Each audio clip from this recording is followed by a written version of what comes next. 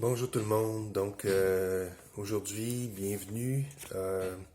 Ou c'est vous qui me souhaitez la bienvenue chez vous dans vos maisons.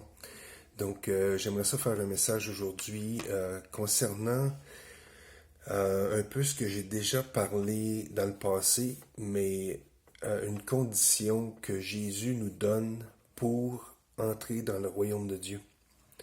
Il ne parle pas d'un royaume terrestre. Il parle pas d'un royaume que ce soit le Canada, que ce soit l'Angleterre, que ce soit les États-Unis. Il parle vraiment du royaume de Dieu. Et Jésus nous a enseigné sur la culture du royaume de Dieu, qui est différente de la culture des êtres humains. Et d'ailleurs, dans Matthieu 5, Matthieu 6, Matthieu 7, Jésus nous parle de la culture du royaume de Dieu. Et j'ai parlé dans des messages précédents concernant que Jésus est la porte. Jésus est la porte du royaume de Dieu. Jésus est notre passeport pour entrer dans le royaume de Dieu. Et j'avais l'image cette semaine, Jésus a dit dans Jean 10, verset 7, il dit, Jésus leur dit encore, en vérité, en vérité. Quand Jésus dit deux fois en vérité, ça veut dire que c'est très important. Puis il dit, en vérité, je vous le dis, je suis la porte des brebis. Tous ceux qui sont venus avant moi sont des voleurs et des brigands, mais les brebis ne les ont point écoutés. Je suis la porte. Si quelqu'un entre par moi, il sera sauvé. Il entrera, il sortira, et il trouvera des pâturages. Donc Jésus dit de lui-même qu'il est la porte. Et j'avais l'image d'un jeu où est-ce qu'il y a plusieurs portes. Il y a une porte, c'est écrit Bouddha. Une porte, c'est écrit Mahomet. Une porte, c'est écrit Krishna. Une porte, c'est écrit Nouvel Âge. Une porte, c'est écrit effort personnel, propre justice. Puis on essaye des portes. Puis en fait, quand on ouvre ces portes-là, il y a un mur en arrière. Ces portes-là amènent nulle part. Puis il y a une porte, et cette porte-là s'appelle Jésus. Et c'est la porte, c'est la vraie porte du royaume de Dieu. Et on sait qu'il y a plusieurs croyances, il y en a qui disent qu'il y a plusieurs façons d'entrer dans le royaume de Dieu, que toutes les religions sont bonnes, qu'il y a juste un Dieu qui est un Dieu d'amour. C'est vrai qu'il y a un Dieu et c'est un Dieu d'amour. Mais ce Dieu d'amour-là s'est fait chair, est venu sur la terre en chair et en os pour nous sauver, pour nous racheter. Et son nom est Jésus-Christ. Et il n'y a pas de salut, comme l'apôtre Pierre a dit dans le livre des apôtres, il n'y a pas d'autre nom qui a été donné sous le ciel par lequel nous devions être sauvés. Il y a un nom, et c'est le nom de Jésus qui a été donné au-dessus. C'est le nom au-dessus de tous les noms. Il n'y en a pas d'autre. Donc, on peut dire, j'entends souvent, ah, merci la vie. Merci la vie. Ah, mais puis là je dis, mais tu dis pas merci à Dieu. Ah non, merci la vie. Mais Jésus elle le dit de lui-même dans Jean 14, 6. Je suis le chemin, la vérité et la vie. Nul ne va au Père que par moi. Et c'est ça qui est la bonne nouvelle. C'est que il y en a qui disent, ah merci la vie. Mais en fait, quand vous dites merci la vie, vous dites merci Jésus, parce que Jésus est la vie. Donc, on dirait que des fois, ça dépend des cultures. Ici, dans la culture, plus peut-être au Québec, c'est comme si on dirait que c'est de dire Dieu merci. Les gens nous regardent comme tu sors de où, toi? Mais en réalité, c'est Dieu merci. Merci Jésus, parce que Jésus est la vie. Donc, et Jésus est la porte. Il est le chemin, il est la vérité, il est la vie, il est la porte. Et j'aimerais vous parler aujourd'hui, en fait, d'une condition que Jésus a donnée pour entrer dans le royaume de Dieu, mais une condition de notre part. Donc, on sait que Jésus, c'est la porte. Dieu merci. Mais il a donné une condition, justement, quand il parlait du royaume de Dieu. Et on trouve cette condition-là dans Marc, chapitre 10. Et le verset 7. Vous savez, dans la vie, j'ai 50 ans, j'ai vécu beaucoup de choses dans ma vie, j'ai été abusé de toutes sortes de façons. Et vous savez, dans la vie, il nous arrive toutes sortes de choses. On est blessé, on est déçu, il y a des gens qui nous mentent, il y en a qui nous déçoivent, qui nous disent quelque chose et qui font d'autres choses, ou qui nous disent quelque chose mais qui finalement ils nous ont induits en erreur. Et ce que j'aimerais partager aujourd'hui, c'est que pour venir à Jésus, il faut vraiment avoir une attitude de cœur. Et Jésus nous en a parlé de cette attitude de cœur-là. Et vous savez, il y a toutes sortes de choses qui arrivent dans la vie. Tu sais, pourquoi qu'un enfant meurt? Pourquoi on perd un enfant? Pourquoi qu'il y a des fausses couches? Pourquoi qu'il y en a des gens qui naissent malades ou avec des infirmités? D'autres sont tous en santé, et Dieu merci pour ça. Il y a toujours un paquet de questions qu'on peut se poser. Et vous savez quoi? C'est souvent ça le problème. C'est qu'on va avoir des réponses à nos questions qu'on n'a pas. On les a pas, les réponses. Tu sais, je pourrais dire, on pourrait parler de toutes sortes de choses. Pourquoi finalement, le fameux pourquoi? Et j'ai réalisé un jour que je me posais tellement de questions. J'étais tout le temps dans la boîte du pourquoi. Et j'ai réalisé un jour que je tournais en rond. Je tournais dans la boîte du pourquoi, je tournais en rond. J'étais pas heureux. Puis plus que je posais des questions de pourquoi, plus que j'en avais des questions sans réponse. Et j'étais malheureux. Et j'ai réalisé un jour qu'il faut sortir de cette boîte du pourquoi pour entrer dans la boîte du comment. Et c'est ça que j'aimerais vous apporter aujourd'hui, c'est comment. Comment finalement entrer dans le royaume de Dieu? Comment finalement devenir heureux?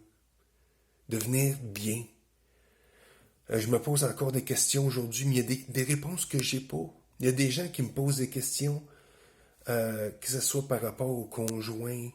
Tu sais, j'ai marié telle personne, puis ça va pas bien. Soit avec mon enfant, soit dans mon travail. Je pensais que c'était le bon travail. Mais la chose, c'est que la vie, c'est une école. La vie, c'est une école qui doit être expérimentée. Et il y a quelqu'un qui a dit un jour que Dieu doit être expérimenté. On peut le connaître dans notre tête. On peut connaître la Bible par cœur. On peut connaître tous les versets bibliques. On peut les réciter. Mais tant et aussi longtemps qu'on n'expérimente pas Dieu comme notre Dieu, tel qu'il est vraiment, comme une personne, puis d'avoir une relation personnelle avec lui, ce qu'on sait de Dieu, ça vaut pas grand-chose. C'est de la connaissance. C'est l'apôtre Paul qui disait que la connaissance enfle, ça gonfle. Mais l'amour édifie. L'amour bâtit. Et ce que je veux dire, c'est que Dieu est amour. Dieu est amour et on se doit d'expérimenter Dieu comme une personne. Et je vous encourage de simplement lui dire, comme j'ai fait il y a 31 ans, au mois d'août 1988, dans ma chambre, quand je voulais me suicider, de simplement lui dire, Seigneur, si tu es vivant, Dieu, si tu es vivant, si tu existes, fais quelque chose dans ma vie. Je fais appel à toi. J'ai besoin de toi. Fais quelque chose, Seigneur. Donc, je vous encourage à le faire. Faites-le personnellement. Tu sais, quand Jésus a dit, quand tu pries, Jésus n'a pas dit d'aller sur les places publiques. En fait, il a critiqué les gens qui allaient sur les places publiques puis faisaient des belles prières pour être vus et être reconnus. En fait, ce que Jésus a dit, c'est quand tu pries, entre dans ta chambre. Et qu'est-ce que la chambre représente? La chambre représente l'intimité, le lieu secret. Dans la chambre à coucher, il y a des choses qui se passent pas ailleurs. Et c'est ça que Jésus a dit. Quand tu pries, entre dans ta chambre. Va dans l'intimité avec Dieu. Et c'est ça que Jésus même lui faisait. Même après une journée de ministère, à prier pour les gens, à chasser des démons, à guérir les malades, à nourrir les gens, il partait tout seul, puis il s'en allait dans la montagne pour prier. Et c'est ça finalement c'est ça notre relation avec Dieu. C'est pas une religion, c'est pas de faire des toutes sortes de rituels, des Je vous salue Marie, des prières toutes faites, sans aucun sens, qui sont vides de sens. C'est d'avoir une relation personnelle avec Dieu comme on a avec une personne. Et ce que j'aimerais vous partager aujourd'hui, c'est ce que Jésus a dit dans Marc 10, versets 13 à 16. Ça dit, on lui amena des petits-enfants afin qu'il les touche. Donc, qui ça? Les disciples. Parce qu'il y a un autre texte qui dit que les disciples empêchaient les petits-enfants de venir à Jésus. Puis Jésus, finalement, il les a repris. Jésus s'est indigné. Puis il a dit, laissez venir à moi les petits-enfants. Tout le monde connaît cette parole-là. On lui amena des petits-enfants afin qu'il les touche. On amenait des petits-enfants à Jésus pour que Jésus les touche, pour que Jésus leur impose les mains. Et c'est une bonne chose. C'est le fun de savoir que Jésus attirait les enfants. Les enfants voulaient le voir. Donc, c'était pas un bougon, c'était pas quelqu'un qui était inatteignable. Les enfants voulaient le voir.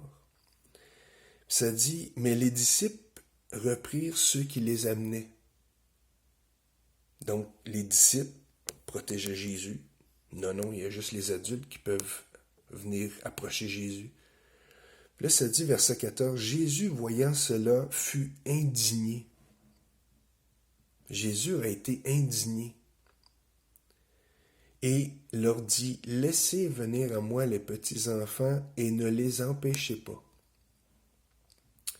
Ça, c'est intéressant, de ne pas empêcher les petits-enfants de venir à Jésus. Parce que là, il va dire ce qui est important pour nous, là, ce qu'on veut savoir. Car le royaume de Dieu est pour ceux qui leur ressemblent. Ça veut dire quoi, ça, de ressembler à un petit enfant? Ça veut dire quoi, ressembler à un petit enfant? C'est quoi un enfant? Quand on regarde un enfant, c'est quoi? Un enfant, c'est une page blanche qui n'a pas eu qui a pas de blessure de la vie. Oui, il a sa personnalité, il a son caractère, mais un enfant, c'est pur, c'est innocent. Ça croit, on leur raconte quelque chose, puis ils croient, ils le reçoivent. Ils n'ont pas un paquet de questions comme nous, on peut avoir comme adultes. Ils croient simplement, ils ont une foi, comme on dit, une foi d'enfant. C'est une pureté, une innocence, une croyance. On va leur raconter quelque chose, je peux dire, comme avec mon garçon, souvent je lui raconte des choses, puis comme il sait des fois que je blague, mais il sait, mon garçon, que si je raconte de quoi, il va m'écouter, il va être en extase, il va m'écouter, puis il va dire « Ah oui, ah oui », puis il va croire à ce que je lui dis. Mais en fait, c'est cette attitude-là que Jésus dit que nous devons avoir. Une attitude d'innocence, une attitude de pureté, une attitude de simplement croire. Et souvent, c'est ça le problème en tant qu'adulte. C'est ça qui nous empêche d'aller à Jésus. Parce qu'on a un paquet de questions qui sont dans la boîte du pourquoi, qui ne sont pas répondues à cause des déceptions, à cause des blessures, de la vie. Puis on est dans la boîte du pourquoi, on ne sort pas de là, on est malheureux parce que finalement on n'a pas les réponses à nos questions puis on les aura probablement jamais. Et un jour j'ai fait la paix avec le fait qu'il y a des réponses, des questions que j'aurai jamais de réponse. Puis j'ai dit, Seigneur, je te laisse entre tes mains. Seigneur, je te remets entre tes mains. et je te fais confiance. Je comprends pas. Mon cerveau, il y a des courts-circuits, mais je te fais confiance, même si je comprends pas. Maintenant, Seigneur, je veux décider de vivre dans la boîte du comment. Comment vivre la vie chrétienne? Comment avoir une relation avec toi, Seigneur? Avoir une intimité avec toi.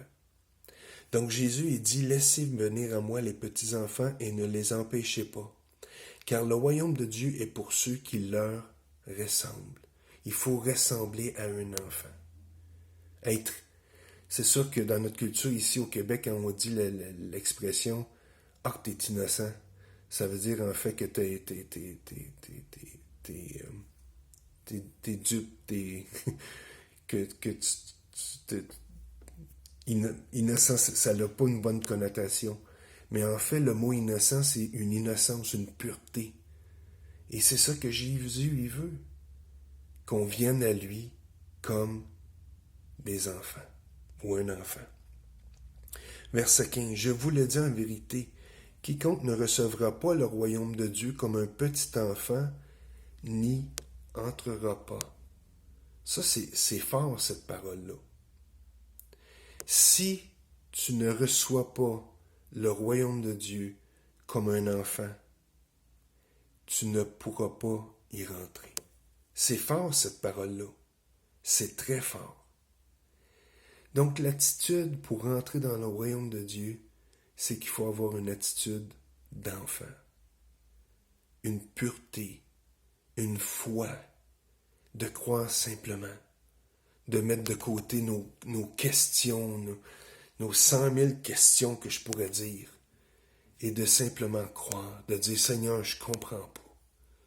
Je ne sais pas pourquoi. Je ne sais pas pourquoi telle personne est décédée avant son temps. Je ne sais pas pourquoi telle personne s'est fait tuer, ou est malade, ou je ne sais pas. Mais Seigneur, je décide de te faire confiance.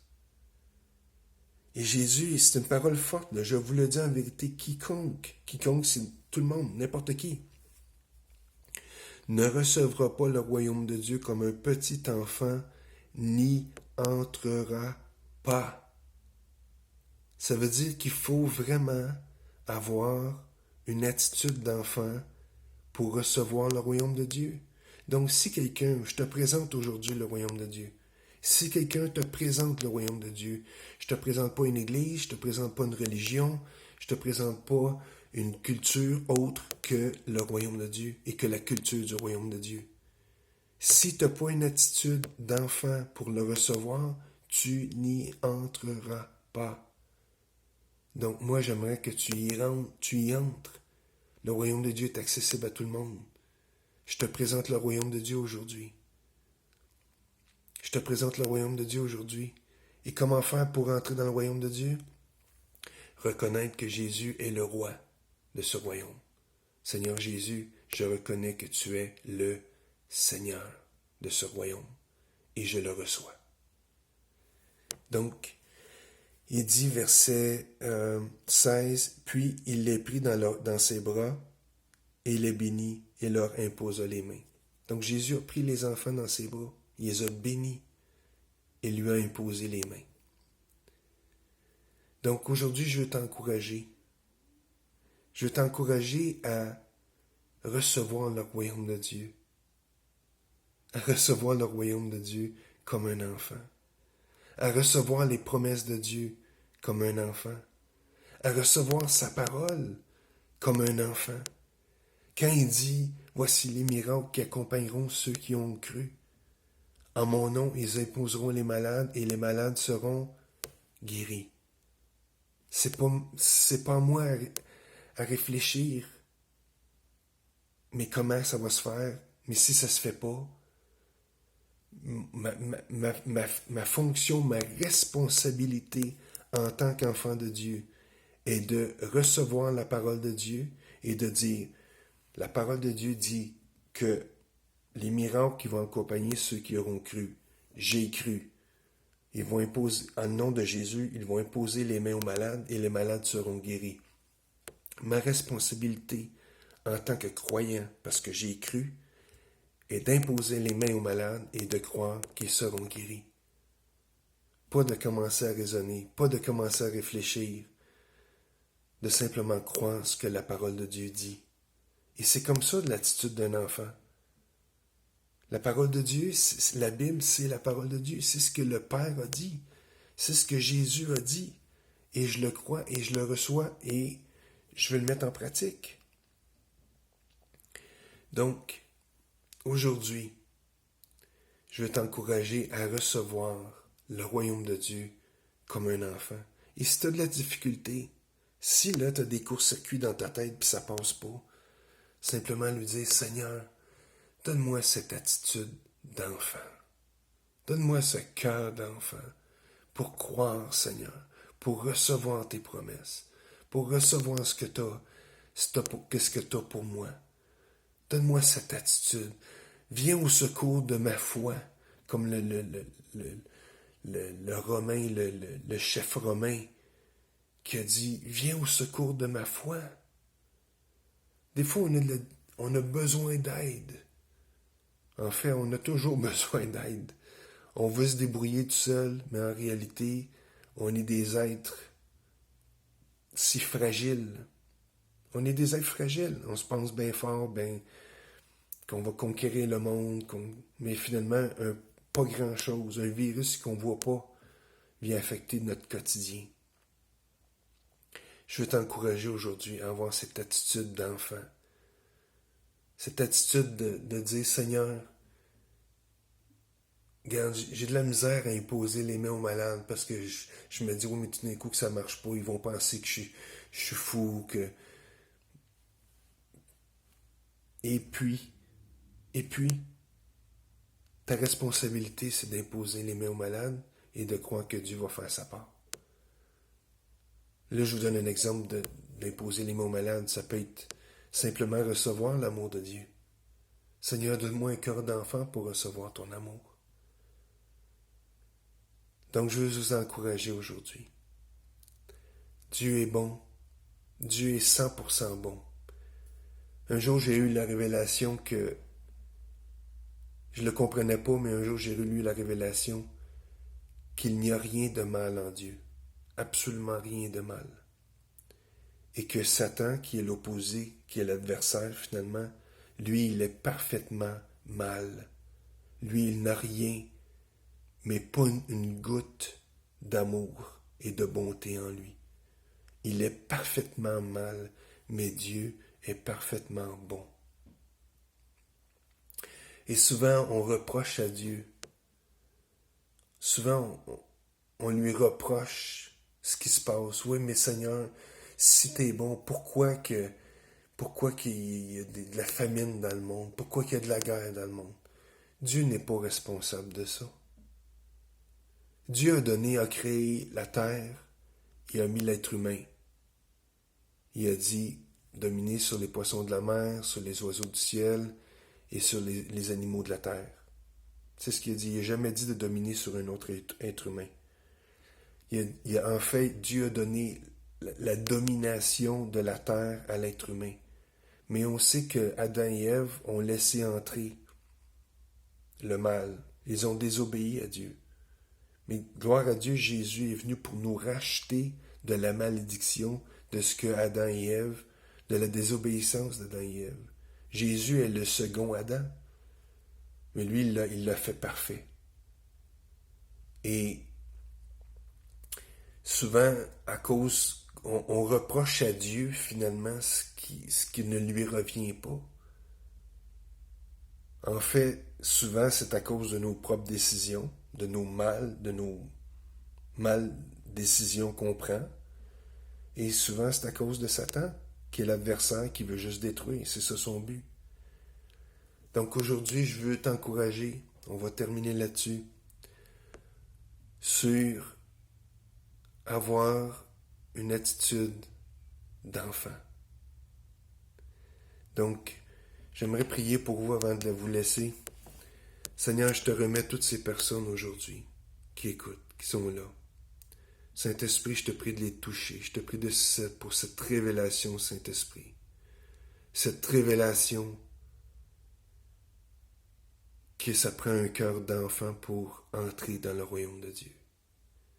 Et je te prie, Seigneur, de produire dans le cœur de mes frères, de mes sœurs, de mes amis, de produire cette attitude d'enfant-là, de simplement croire, de recevoir. Comme tu as dit, celui qui ne recevra pas le royaume de Dieu comme un petit enfant n'y entrera pas. Je te prie, Saint-Esprit, de toucher les cœurs aujourd'hui. Merci, Seigneur. Et je te donne pour toute la gloire pour ce que tu fais, parce que toi seul en es digne. Merci, Seigneur, au nom de Jésus.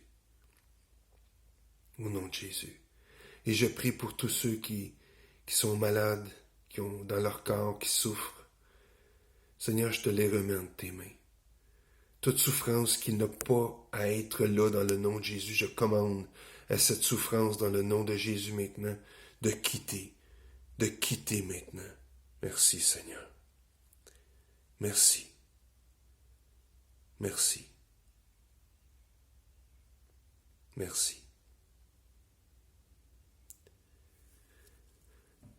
Soyez bénis. Dieu vous aime, je vous aime. Puis on est ici sur la terre pour établir le royaume de Dieu. Que ton royaume vienne, Seigneur, comme sur la terre, comme au ciel. La volonté de Dieu, c'est que la terre ressemble au ciel. Travaillons ensemble pour cette cause, au nom de Jésus. Soyez bénis.